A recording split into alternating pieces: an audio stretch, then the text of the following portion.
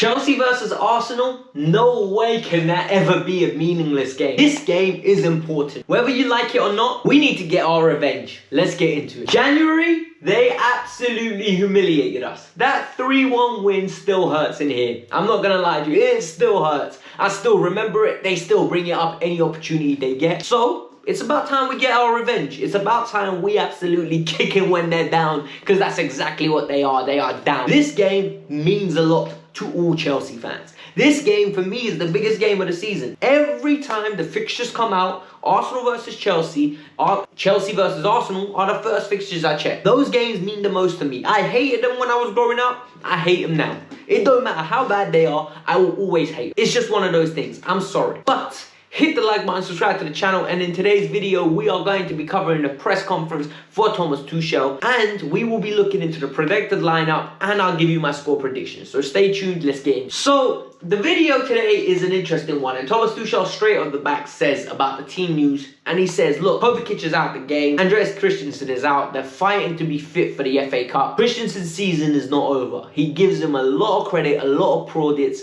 and at the same time, he says Kovacic is fighting a mountain to be fit for that Wembley game. For me, look, Kovacic ain't going to be fit anytime soon, in my opinion. Too much has gone on, he's unfit, he ain't going to be starting those games. Maybe the Champions League final, he'll get some games under his belt. It doesn't matter. He also stated something that was very interesting. A lot of players are in the red zone and he will be rotating. And for me, that's a good thing. We got a big squad. Don't put a ridiculously weak side out, but we need to give other players a chance. One thing really irritated me, and it really irritated me because Frank Lampard's credit needs to stop. This credit for Frank Lampard needs to stop. And why? I love Frank Lampard, the player. I think Frank Lampard, the player, was fantastic. One of the best we've ever seen in the Chelsea kit. Arguably the best. A lot of people tell me he's the best. And you know what? I can't argue with you at those moments. Because you give me facts, you give me stats, and more importantly, I remember what I saw with my eyes. He was the boss. Frank Lampard, the manager, was not ready for this job, and I think we all can agree with that statement. So when these reporters consistently bring up the statement of, do you want to give Frank credit? Do you want to give Frank credit? Do you think Frank deserves credit? Tuchel gave a politically correct answer. He said, yes, of course we do. We will never forget what he did. But really, what did Frank do? Do you give credit for someone, imagine, right? You go to the grocery store, you buy the food. So you buy the peppers, you buy the chicken breast, you buy the seasoning, you come home with the onions, all of a sudden, your mom cooks up a bad boy fajita dish, right? A bad boy fajita dish. When your dad comes home to eat it, and he says, oh, who cooked it? Do you deserve credit for going to Waitrose and buying the goods? No, you don't. No, you don't, because your mum did the cooking. All you did was deliver the goods. For me, this is what happened with Frank Lampard. And that's the truth. I'm sorry if you don't like it. Frank Lampard was given a job. He wasn't up for the job, sadly. He got relieved of his duties. Tuchel came in and cooked us the fajitas. Simple as that. Any other way, I can't explain it. I'm sorry. They asked Thomas Tuchel, do you feel sorry for Arteta? That made me laugh, because I was like, I beg you take a shot. He didn't bite. He didn't bite. He was like, look, at the end of the day, all we have to care about is ourselves. I'll answer that question. Nope, I do not feel sorry for Arteta one bit. Look, it isn't all Arteta's fault either. He's in that Frank Lampard situation. Mikel Arteta, Pirlo, Henry, they're not Patrick Vieira. They're not ready for these jobs. These jobs are too big. Look, being a manager is a tough job. Look at the effect Thomas Tuchel had on this Chelsea team. There are great managers struggling like Jose Mourinho and jobs, and they've got tons of experience to refer to. Players need to learn their craft. They need to go and do the Steven Gerrard route. Go to a dead league. Be successful. Come down. Increase to a better level. Maybe go to the championship. Improve, and then take the job. But Arsenal are just paying for this, like, their sins of the past. Frankie's taking the money out of the club, and at the end of the day, I'm happy. I don't care. I hope they struggle for years to come. Tuchel was asked about Mendy, and he gave him all the plaudits. He said he's a fantastic goalkeeper. The adaptation from Ligue 1 to the Premier League has been marvellous. And more importantly, the competition between the three keepers that he has in Willy, Kepa, and Mendy, yeah? He calls him Edu. I love the way he calls him that. Edu. It just works. And for me, I think the chemistry between the three is good. But Edouard Mendy is an absolute bad man. Honestly, I think he's a phenomenal goalkeeper.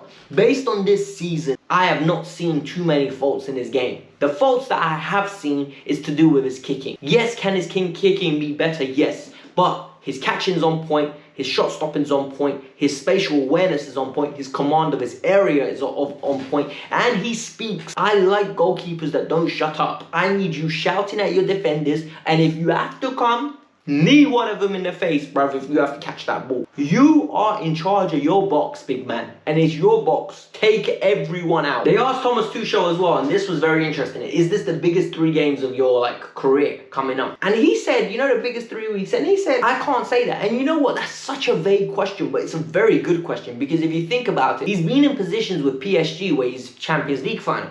He most probably was in positions at Mainz where, right, it's my first 3 weeks in a job. He doesn't want to mess it up. So it is very hard to justify what is the best game, but this is one heck of a 3 weeks. These 3 weeks could justify if he becomes a Chelsea legend or not. I'm dead serious. Like, can he become a Chelsea legend or not? For me, he definitely can. We win the Champions League and FA Cup, he'll be remembered in folklore history. I think Thomas Tuchel has actively gone out of his way now to almost emphasize the importance of Timo Werner. And sometimes I think it's pandering to him, but I think Timo is fragile enough when he needs it. And he said, look, he didn't score and he was offside a few times, but his movement's great and we can work on that. And I think that is the case. With Timo needs to arch his runs a little bit more because his movement's very straight. And I don't understand why he goes so early considering how quick he is. But at the same time, Thomas Tuchel reiterated that's something they're going to work on. And he was also very quick to reiterate that he got the assist. Stuff like that, you know, Timo most probably hears, because you know Timo listens to everything. I can guarantee you Timo reads the blogs, he reads Twitter, he checks Instagram, and more importantly, he listens to the press conference. And Thomas Tuchel is spitting the right bars to keep him on side. I like it. I've already told you guys, right, I expect nothing less than a win. Anything less is going to be disappointment. For me, I hate Arsenal. You already know that. All of you know the deal. I don't like Arsenal, right? You never see me like this for a Premier League game. Normally, I've got a little bit of energy. I'm already up for the game, a little bit cautious. I don't like these lot. I hope we absolutely smash these lot. I want to send them back to North London, upset, crying. I want Partey to be Thomas the Stank Engine, bruv. Not Tank Engine, Stank Engine. I want him to be terrible again, right? I don't want him playing good in that midfield. Xhaka, big man, I don't want to see you there. Red card, walking red card. I'm telling you right now. I want 3-0 minimum.